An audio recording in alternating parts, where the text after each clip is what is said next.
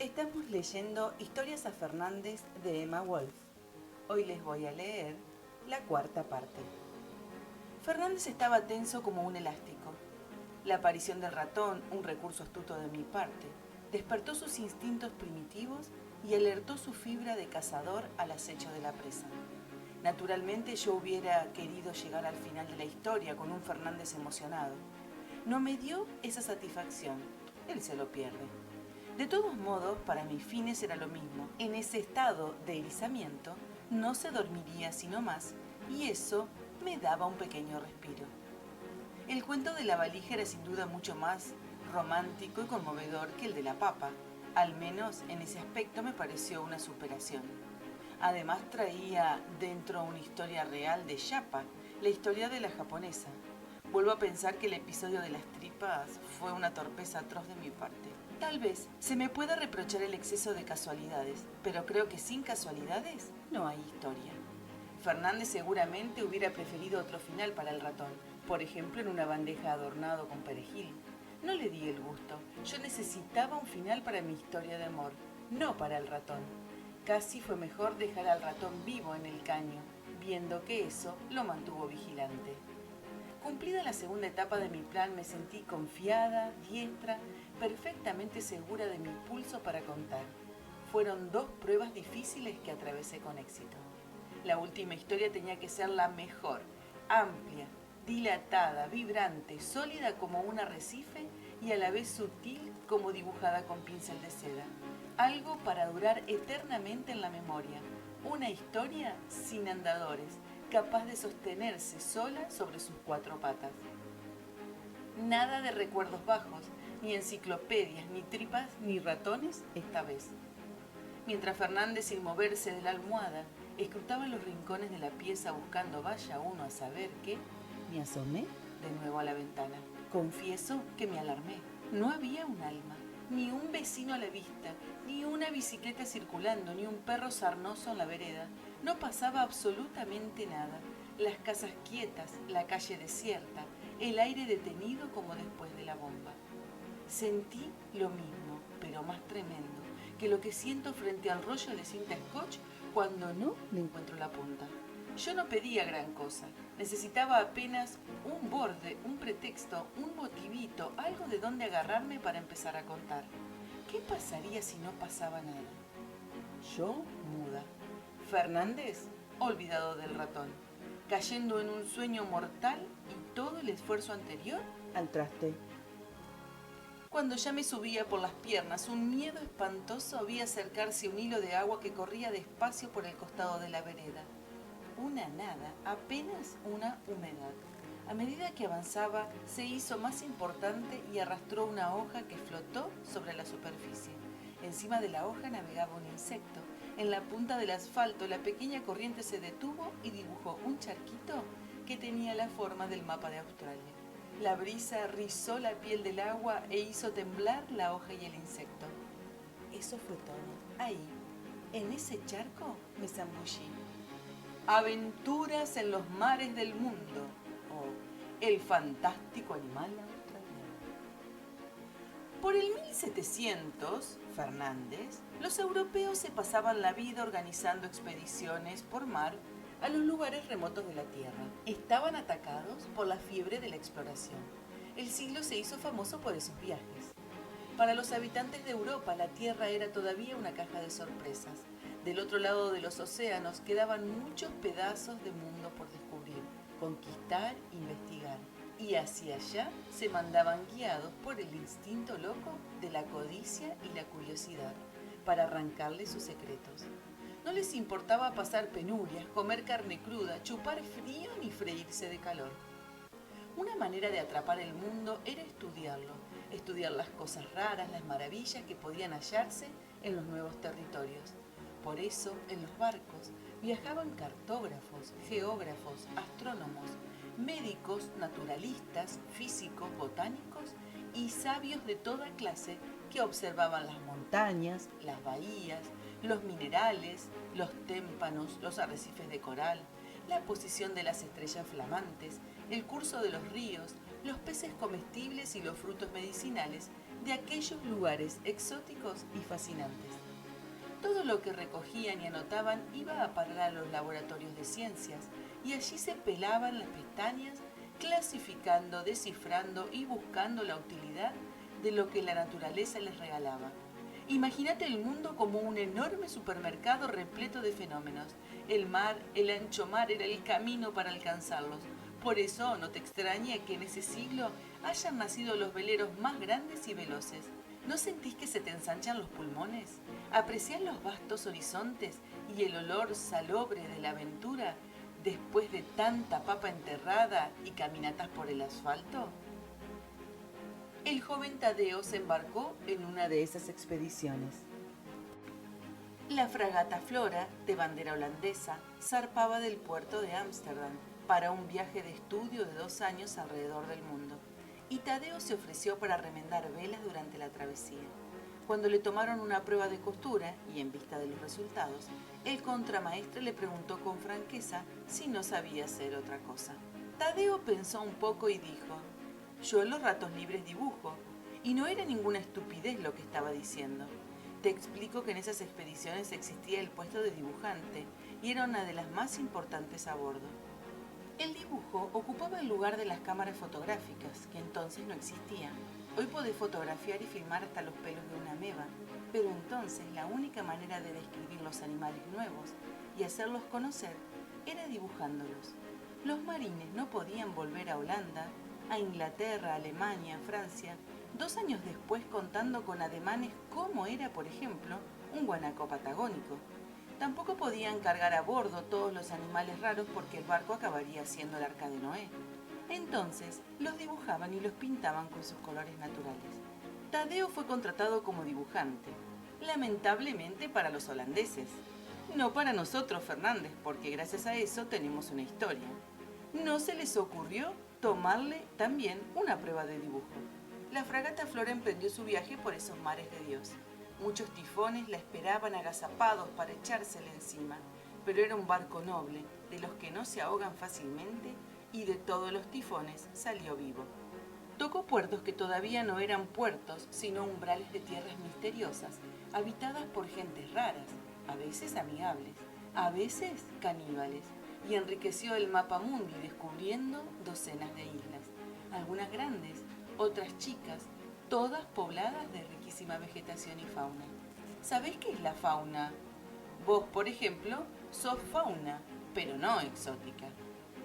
En cada una de esas escalas, Tadeo desembarcó y se internó audazmente en la fronda con su bloc de hojas cans para dibujar las bestias desconocidas que cruzaban delante de sus ojos. Y digo cruzaban, porque sabrás bien que los animales no se están quietos, excepto los que duermen todo el tiempo, como las marmotas y otros. De modo que el trabajo no fue fácil para él. Una princesa posa de buena gana para un retrato, tal vez un molusco pose sin darse cuenta, pero un carnero... A pesar de las dificultades y los peligros, más de una vez lo corrieron los bichos. Se esmeró mucho en la tarea y sobre el final del viaje tenía unos 45 blocs llenos de dibujos, sin contar los que hizo a pedido de los marineros. Cuando la expedición volvió al puerto de Holanda, fue recibida con grandes expectativas y honores. De todos los aportes que hacía la ciencia, los que más abultaban eran los dibujos de Tadeo. Tadeo entregó sus blogs a la Real Sociedad Científica de Ámsterdam, cuyo presidente era el zoólogo Gregorius van der Becken. El profesor van der Becken era un sabio indiscutido, una celebridad mundial en la materia. De chico en la escuela había sido aplazado por su maestra de 5º grado por escribir en una prueba que los mamíferos ponían huevo. Ese episodio le provocó tanto disgusto y humillación que se entregó con alma y vida al estudio de la zoología hasta que llegó a ser el más sabio conocedor de los animales de toda Europa. Delante de los dibujos de Tadeo, van der Becken y los demás miembros de la sociedad científica cayeron rendidos de sorpresa y placer, lo que demuestra, Fernández, lo poco que ve la gente que se pasa la vida detrás de una lupa. Escucha bien. Era la colección de animales más estrafalaria, descarada y falsa que puedas imaginar. Desde los insectos hasta los rumiantes, Aquellos animales no los creía ni el más ciego de los ingenuos. Las bestias tenían forma de bestia, tanto como para no ser confundidas con un ancla o un arado, pero más allá de eso ninguna se salvaba del disparate. A veces un hocico se confundía fácilmente con un rabo, por lo que ni siquiera se notaba cuál era la parte de adelante y cuál la de atrás. Ninguna cosa estaba en su sitio. Orejas, cuernos, colmillos y patas se disparaban de cualquier lugar de la anatomía, lo mismo que los penachos, aletas y crestas, trompas y jorobas. No vayas a creer que eran dibujos hechos así nomás, bocetos apurados. Nada de eso. Eran dibujos prolijos y terminados, solo que cada uno parecía un rompecabezas armado por un niño loco. Encima Tadeo tenía una fantasía desbordada. Dibujó lo que podía, mal, y agregó lo que se imaginaba, mucho.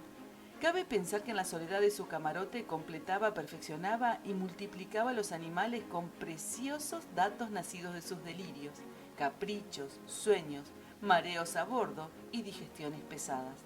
Cada uno llevaba el nombre del lugar donde lo había encontrado.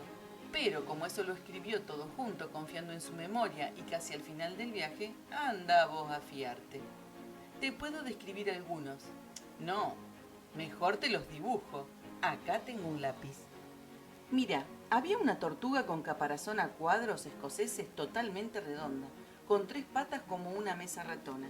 Van der Becken dedujo que, al ser trípode, cuando intentaba caminar cada pata anulaba el esfuerzo de las otras 2 y no avanzaba. Entonces vivía quieta. ¿Y la cabeza? No está. Tadeo se olvidó de hacérsela. Después había una especie de gallina.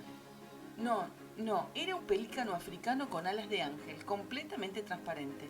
Se veían las montañas que estaban detrás y también los peces que acababan de atrapar en la bolsa del pico, donde nadaban como en una pecera. Acá está la nieve de las montañas y los ojitos de los pececitos. ¿Te gusta el pelícano?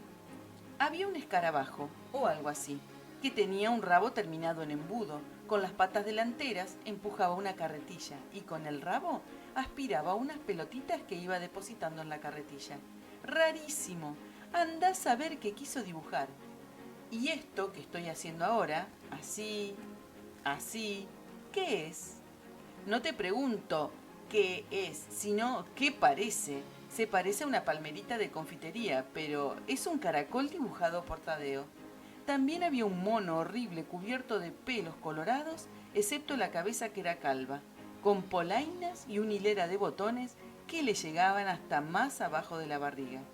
El profesor no se dio cuenta, pero ese era el retrato del capitán del Flora, que posó para Tadeo durante una calma chicha. Podés quedarte con los dibujos si te gustan, te los regalo, Fernández. Un día que estés con mejor cara, te dibujo a vos.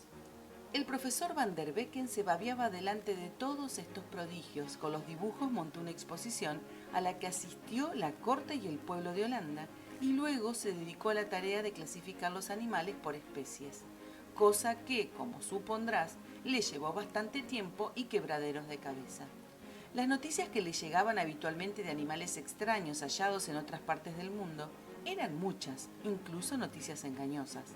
Conocía tripulantes de barcos que después de una noche de juerga veían saltar delfines verdes, viajeros charlatanes que exageraban el tamaño de las serpientes del Amazonas y embalsamadores chinos que fabricaban animales truchos, pegando una cola de pescado a un torso de mona, hacían una sirena para vendérselas a los incautos. Él, que tan bien distinguía lo verdadero de lo falso, ni por un momento dudó de los animales de Tadeo. Tadeo, inocente al fin, tampoco dudaba de lo que había visto. La única que pegó un alarido cuando vio los dibujos de Tadeo fue su maestra de 5º grado. De inmediato recordó que su alumno nunca había podido dibujar un jarrón ni una manzana tal como eran. Entonces fue a visitarlo, lo encaró seriamente, le puso las manos sobre los hombros y le dijo mirándolo a los ojos: «¿Te das cuenta de lo que hiciste?». En ese momento, con la expresión de su maestra, Tadeo notó que algo no estaba bien. Pensó un poco y sospechó que ese algo eran sus dibujos. Pensó más, pensó largamente, recordó sus días de escuela y fue comprendiendo el desastre en toda su enormidad. Después pensó que era demasiado tarde para arreglarlo. hice lo que pude. Y decía la verdad. Lo que más impresionó a Van der Becken fue un tapir, australiano, según Tadeo, con rayas blancas y negras cuyo pescuezo parecía tener forma de fuelle. El profesor dedujo que el animal lo plegaba y lo estiraba a voluntad para alcanzar las hojas y frutas de los árboles, y que al estirarlo y plegarlo hacía música. Tadeo, que se había convertido en su asistente, se lo confirmó punto por punto. Después de la conversación con la maestra, ya no sabía qué decirle al profesor. El rey de Holanda y su esposa también se interesaron por el tapir, un animal único, verdaderamente asombroso, que podía alegrar las tertulias musicales de la corte y convertirse en la envidia de todos sus colegas reyes. De ahí a organizar una expedición en busca de una pareja de tapires pasaron apenas 4 meses. Fíjate que los europeos actuaban como si todos los animales del planeta les pertenecieran. Nuevamente se aparejó la fragata Flora para la travesía. Esta vez partió con un destino preciso, la costa del Golfo de Australia. A bordo llevaba al profesor Van der Becken y su ayudante Tadeo. Los reyes de Holanda, entre tanto, mandaron a construir una tarima con un atril en la sala de música. El viaje fue penoso, como todos los viajes, pero el profesor estaba tan contento que se bancó los tifones con el espíritu de un estudiante en un picnic de primavera.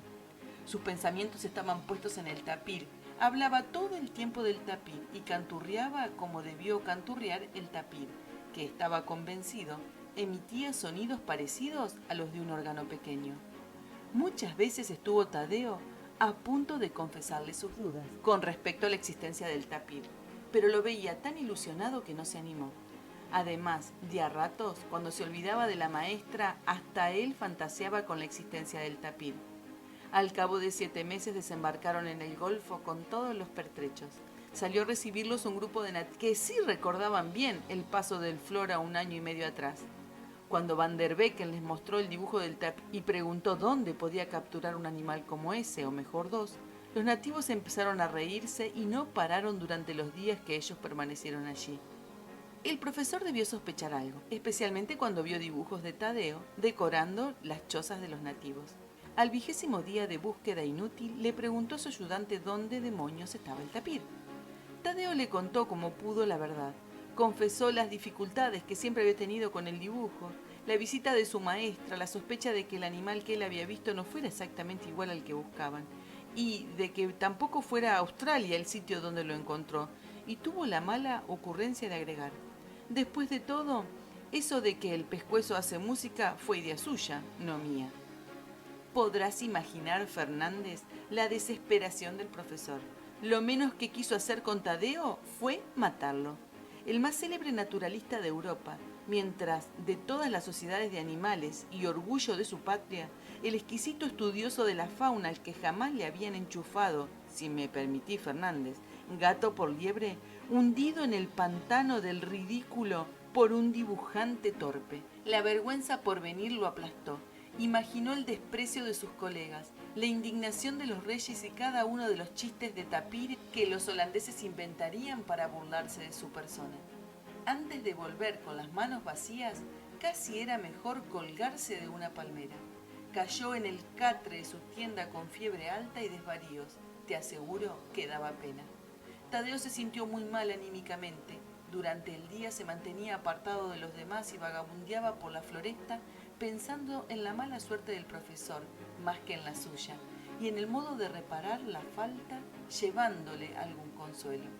De noche rodeaba la tienda donde sufría Van der Becken y le dejaba pequeños regalos al lado de la entrada: frutas, caracoles, plumas de cacatúas, té de yuyos para calmarle los nervios y humildes cartas de disculpa que el otro no abría.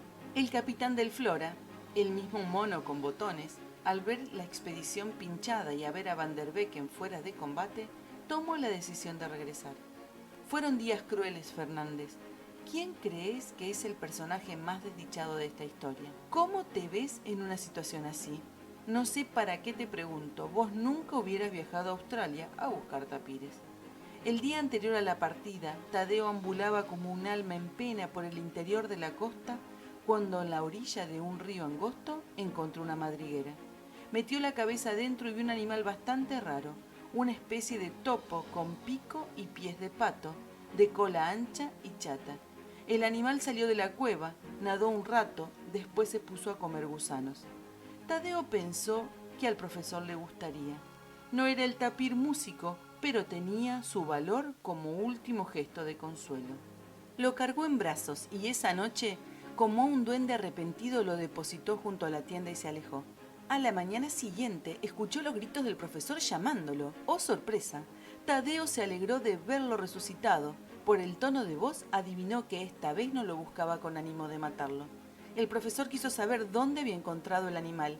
Adivinaste. Acababan de descubrir el ornitorrinco, aunque faltaba mucho para que alguien le pusiera ese nombre tan complicado. Tadeo no entendía el repentino entusiasmo del sabio, pero lo llevó de buena gana hasta el río y le mostró la madriguera. El regreso de la expedición fue suspendido hasta que Van der Vecken completó sus observaciones sobre el extraño animal y sus costumbres. Para sorpresa de todos, absorbido por el nuevo descubrimiento que le quitaba las horas de descanso y lo colmaba de alegría, se olvidó inmediatamente del tapir. Por fin, el profesor cargó un ejemplar vivo a bordo. No se separó un momento de él durante el viaje y no se le cayó de la cara la sonrisa de triunfo ni siquiera a la hora de los tifones. Llevaba algo que para la ciencia era más importante que el tapir y para él en particular un tesoro. Un mamífero que ponía huevos. En el puerto lo esperaban los reyes, altos miembros de la sociedad científica, sabios invitados del extranjero, el intendente de la ciudad, el director de la Sinfónica y más atrás, el pueblo de Holanda. Gregorius van der Vecken desembarcó con el ornitorrinco en brazos, cruzó el muelle y siguió de largo sin mirar ni saludar a nadie. Atravesó la multitud y desapareció entre las callecitas de Ámsterdam rumbo a la escuela. Tenía algo que mostrarle a su maestra de quinto grado. Y acá terminó el cuento, Ferni. Quiero comentarte que en Europa el tapir fuelle se transformó en leyenda. De ahí en más llegaron viajeros contando que lo habían visto y hasta escuchado. Ya sabéis lo que pasa con esos animales maravillosos, cómo todo el mundo desea que existan, cada tanto alguien los ve. Hoy se sabe que Australia no es tierra de tapires, pero igualmente siguen llegando noticias vagas de un tapir que, en la espesura de los bosques, suena como un órgano pequeño. Los más escépticos piensan que existió, pero se ha extinguido, como el lobo marsupial. En Australia también perduró como leyenda, aunque de otra manera. Los nativos transmitieron de generación en generación la graciosa historia de aquellos holandeses que desembarcaron preguntando por el tapir músico. Aún hoy, sus descendientes se ríen hasta que les duelen las muelas, pero nadie cree que eso haya ocurrido realmente. Si quieres saber cómo continúa esta historia, seguí escuchando Biblio Radio FM 92.3. Estamos leyendo Historias a Fernández de Emma Wolf.